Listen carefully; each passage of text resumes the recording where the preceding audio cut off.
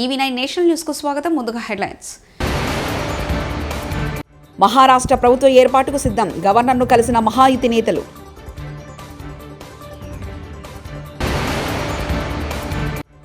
నేను వ్యక్తిగత విషయాలు చెబితే వైకాపా నేతలెవరూ ఇంట్లో నుంచి బయటికి రారు. షర్మిల.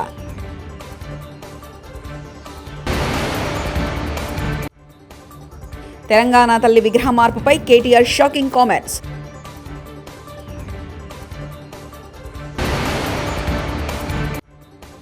వైఎస్ఆర్సీపీ ముఖ్య నేతలతో పార్టీ కేంద్ర కార్యాలయంలో వైఎస్ జగన్ సమావేశం. మహారాష్ట్రలో మహాయుతి కూటమి కొత్త ప్రభుత్వ ఏర్పాటుకు రంగం సిద్ధమైంది. బీజేపీ లెజిస్లేటర్ పార్టీ నేతగా ఎన్నికైన దేవేంద్ర ఫడ్నవీస్ కూటమి భాగస్వాములైన ఏక్నాథ్ షిండే, అజిత్ పవార్తో కలిసి గవర్నర్ రాధాకృష్ణన్ను రాజ్భవన్లో బుధవారం మధ్యాహ్నం కలుసుకున్నారు. ప్రభుత్వ ఏర్పాటుకు ఆహ్వానించాల్సిందిగా కోరారు. ఆదాని ముడుపుల వ్యవహారంలో ఎఫ్బీఐ ఛార్జిషీట్లో తన పేరు లేదని చెప్పి జగన్ అతి తెలివి ప్రదర్శించారని కాంగ్రెస్ పార్టీ ఏపీ అధ్యక్షురాలు వైఎస్ షర్మిల విమర్శించారు. అలా మాట్లాడడం జగన్కు వెర్రితనమని షర్మిల ఎద్దేవా చేశారు. తాను వ్యక్తిగత విషయాలను మాట్లాడుతున్నానని వైకాపా నేతలు ఆరోపిస్తున్నట్లు చెప్పారు. తాను అలా మాట్లాడితే వైకాపా నేతలెవరూ ఇంటి నుంచి కాలు సైతం బయట పెట్టలేరని చెప్పారు. ఇన్సెక్యూరిటీకి గురై అక్కడ గొడవలు జరిగి 20 మందికి గాయాలు, నలుగురు మరణించడం జరిగింది. దీనికి బాధ్యులు ఎవరు?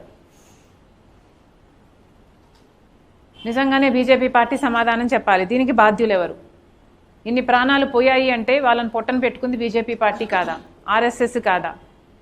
మతం పేరు మీద రాజకీయాలు చేసి ఒక మతాన్ని అవమానించి ఇంకో మతాన్ని రెచ్చగొట్టి రాజకీయాలు చేయడం బీజేపీకి ఏమీ కొత్త కాదు. వాళ్ళ ఉనికే అది, వాళ్ళ ఐడెంటిటీయే అది. మళ్ళీ నిరూపణ అయ్యింది. కానీ లీడర్ ఆఫ్ అపోజిషన్గా రాహుల్ గాంధీ గారు అక్కడికి వెళ్ళాలని అనుకుంటే దాన్ని అడ్డుకోవడం సబబేనా? ఇక ప్రజాస్వామ్యం ఎక్కడుంది? డెమోక్రసీ ఎక్కడుంది? బీజేపీ పార్టీ భారతీయ రాజ్యాంగాన్ని గౌరవిస్తుంది అనుకోవడానికి అసలు ఏమాత్రమైన అవకాశం ఉందా? ఒక లీడర్ ఆఫ్ అపోజిషన్గా ఉన్న వ్యక్తి అక్కడికి వెళ్ళాలనుకుంటే అడ్డుకున్నారు. దేనికని? ఏమిటి మీ భయం? ఇప్పటికే Congress party on the floor మాట్లాడుతుంది, అవుట్ సైడ్ ద ఫ్లోర్ మాట్లాడుతుంది. మరి అలాంటప్పుడు అక్కడికి వెళ్తే మాత్రం, లీడర్ ఆఫ్ అపోజిషన్ మాట్లాడితే మాత్రం మీకు వచ్చిన నష్టం ఏమిటి?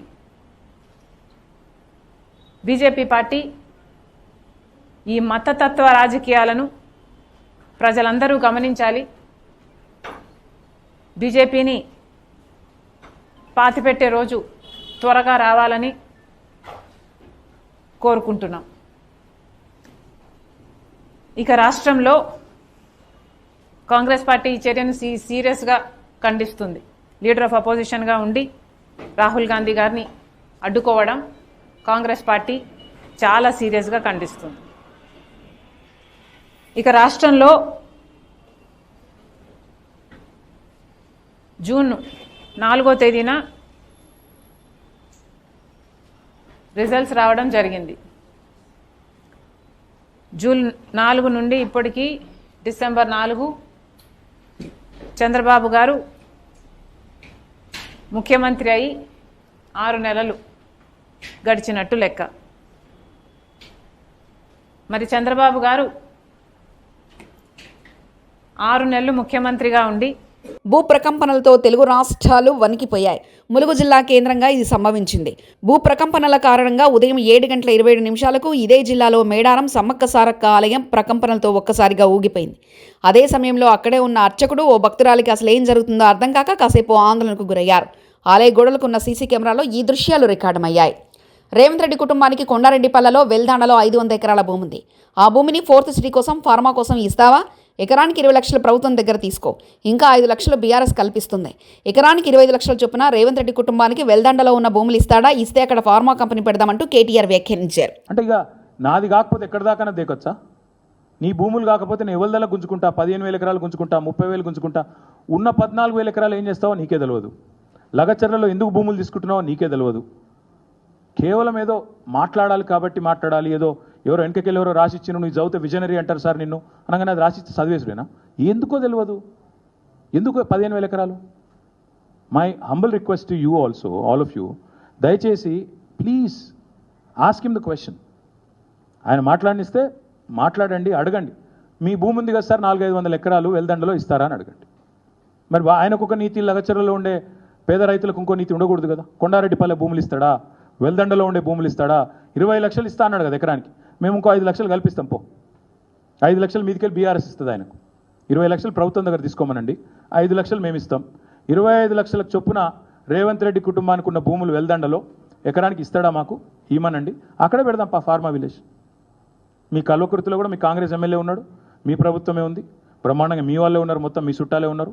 నువ్వు పెట్టు 400-500 ఎకరాలు నీ కుటుంబానికి సంబంధించిన భూములు ఇవి, ఆడనే పెట్టు. మేము కోకాకోలా తెస్తే నేను ఆడవై ఇమ్మోగోడు ఏదో పెద్ద పోజులు పట్టినట్టు ఇట్లా పట్టుకోయిందో ఇట్లా నువ్వు పీకిందేముంది అందులో? కాళేశ్వరం నీళ్ళు తెచ్చింది మేము, కోకాకోలా తెచ్చింది మేము. నువ్వు రిబ్బన్ కటింగ్లకు మాత్రం పనికొచ్చే పనికి మాలిన ముఖ్యమంత్రివి, దానికి కూడా పెద్ద పోజు. డిసెంబర్ నుంచి వైఎస్ఆర్సీపీ ఉద్యమ బాట డిసెంబర్ 11న రైతుల తరఫున వారి సమస్యల పరిష్కారానికి ర్యాలీగా వెళ్లి అన్ని జిల్లాల కలెక్టర్లకు వినతి పత్రం అందజేస్తాం. కరెంట్ ఛార్జీల బాదుడిపై డిసెంబర్ 27న ప్రజలతో కలిసి ర్యాలీగా వెళ్లి పెంచిన ఛార్జీలను తగ్గించని డిమాండ్ చేస్తూ అన్ని జిల్లాల ఎస్సీ సీఎండీ కార్యాలయాల్లో వినతి పత్రం అందజేస్తాం.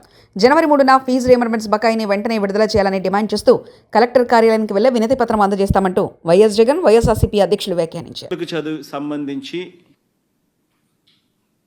ఫీజులు కట్టలేని పరిస్థితిలో ఉన్న పిల్లలు ఎదుర్కొంటా ఉన్న సమస్యల మీద, ఈ 3 అంశాల మీద వైఎస్ఆర్సీపీ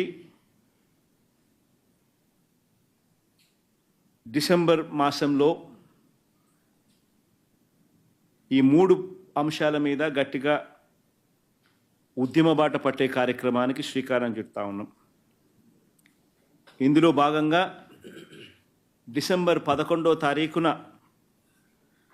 రాష్ట్ర వ్యాప్తంగా ఉన్న అన్ని కలెక్టర్ల అన్ని జిల్లాల్లోనూ రైతుల తరపున వైఎస్ఆర్సీపీ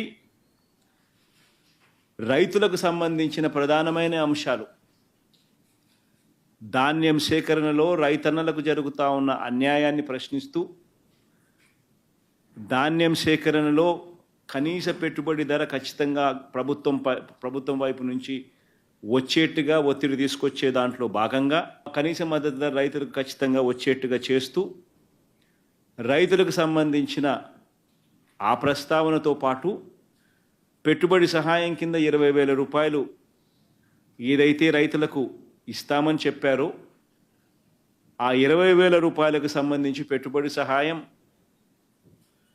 రాష్ట్ర ప్రభుత్వం, చంద్రబాబు నాయుడు గారి ప్రభుత్వం ఇవ్వని పరిస్థితుల నేపథ్యంలో దానిని కూడా గట్టిగా డిమాండ్ చేస్తూ,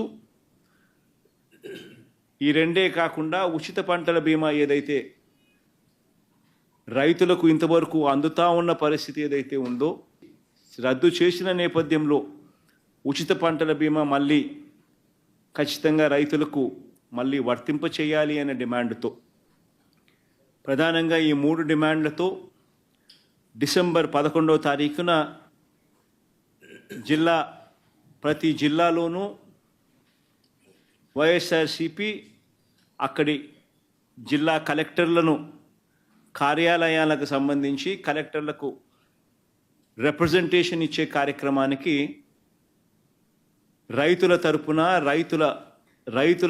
రైతులందరితో కలిసి ర్యాలీగా వెళ్ళి కలెక్టర్లకు రిప్రజెంటేషన్ ఇచ్చే కార్యక్రమం డిసెంబర్ 11వ తారీఖున వైఎస్ఆర్ కాంగ్రెస్ పార్టీ చేస్తుంది. అదేవిధంగా డిసెంబర్ 27వ తారీఖున రాష్ట్ర ప్రభుత్వం, చంద్రబాబు నాయుడు గారి ప్రభుత్వం ఏదైతే కరెంటు ఛార్జీల బాదుడు కార్యక్రమం ఏదైతే చేసిందో, ఎన్నికలప్పుడు తాను కరెంటు ఛార్జీలు తగ్గిస్తాను అని చెప్పి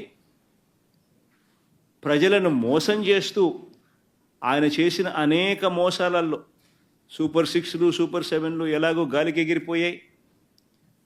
ఆ కార్యక్రమం అనేది గాలికి ఎగిరిపోయి ఈ బాదుడు కార్యక్రమం చంద్రబాబు నాయుడు గారు తీసుకొచ్చిన ఈ నేపథ్యంలో కరెంటు ఛార్జీలు తగ్గకపోగా కరెంటు ఛార్జీలు బాదుడు పేరుతో పెంచిన నేపథ్యం కంప్లైంట్ ఇవ్వడానికి వెళ్తే పారిపోతున్న బంజారాహిల్స్ సీఐ మా ఫోన్లు ట్యాపింగ్ చేస్తున్నారని CM Revanth Reddy intelligence chief Shivadhar రెడ్డిపై పోలీసులకు ఫిర్యాదు చేయడానికి బంజారాహిల్స్ పోలీస్ స్టేషన్కి వెళ్లిన హుజరాబాద్ ఎమ్మెల్యే పాడి కౌశిక్ రెడ్డి వారిని చూసి పారిపోతున్న Banjara Hills CI.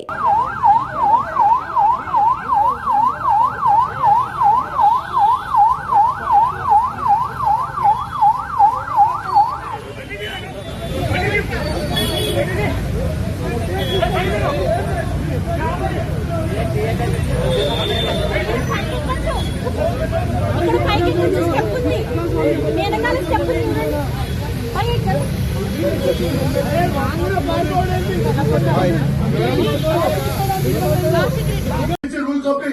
MLA was there. It is your duty to receive him and restrict properly. This is I am talking you about the act. This is the act of assembly. If the MLA is coming to assembly, excuse me, SCA garu. Excuse me. నువ్వు లేకపోతే కానీ నువ్వు ఉన్నావు. నువ్వు లేకపోతే కాదు. మీరున్నారు. నేను వచ్చాక పోడేది. రూల్ చూపించాలా?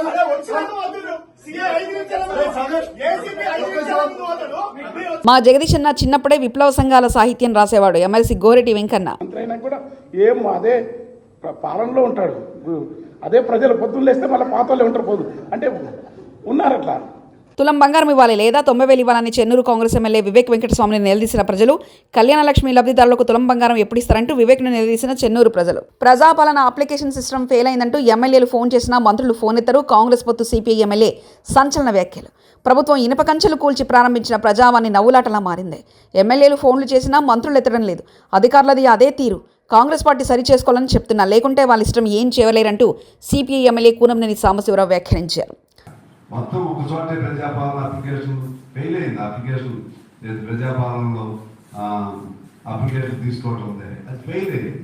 నవ్వులాట్లా చేయడానికి చేయకూడదు. ప్రతి మంత్రి ఒక గంట కూర్చోవాలి.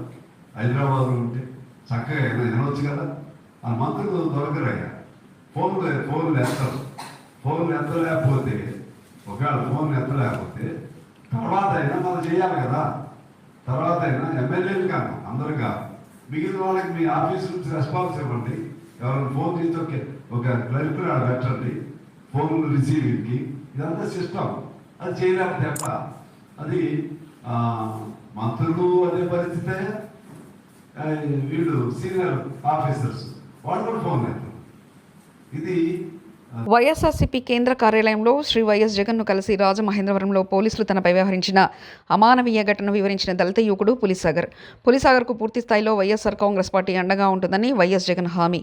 ఈ ఘటనపై జాతీయ మానవ హక్కుల కమిషన్కు, జాతీయ ఎస్సీ ఎస్టీ కమిషన్కు ఫిర్యాదు చేయాలని పార్టీ నేతలకు సూచన.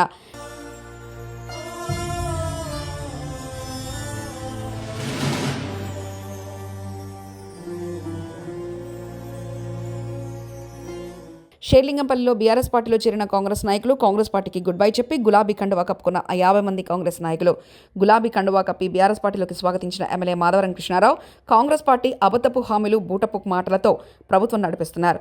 కాంగ్రెస్ విధానాలను చూస్తే అందరూ బీఆర్ఎస్ పార్టీకి తిరిగి వస్తున్నారు. BRS Madhavaram MLA Krishnarao.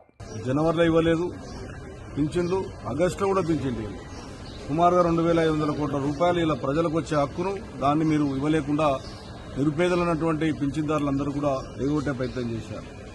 అదేవిధంగా రైతులకు రైతు బంధు నాటేసేటప్పుడు ఇచ్చేటప్పుడు రైతు బంధు కూడా మీరు ఈరోజు రైతు బంధు ఇవ్వకుండా 1 year అయిపోయింది, కలాపం చేసుకుంటాం, మళ్ళీ మేము మన సంక్రాంతి తర్వాత ఇస్తామని ప్రయత్నం.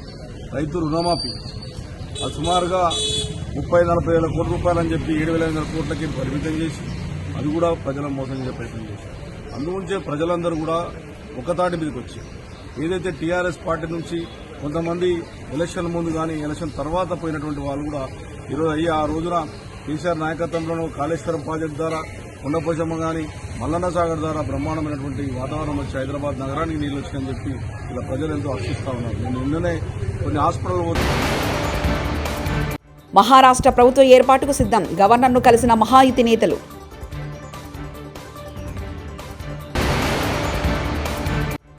నేను వ్యక్తిగత విషయాలు చెబితే వైకాపా నేతలెవరూ ఇంట్లో నుంచి బయటికి రారు. షర్మిల.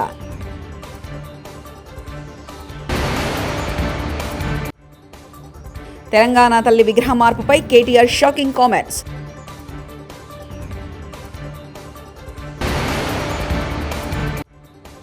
వైఎస్ఆర్సీపీ ముఖ్య నేతలతో పార్టీ కేంద్ర కార్యాలయంలో వైఎస్ జగన్ సమావేశం. ఇవి బులెటిన్ విశేషాలు. చూస్తూనే ఉండండి EV9 నేషనల్ న్యూస్.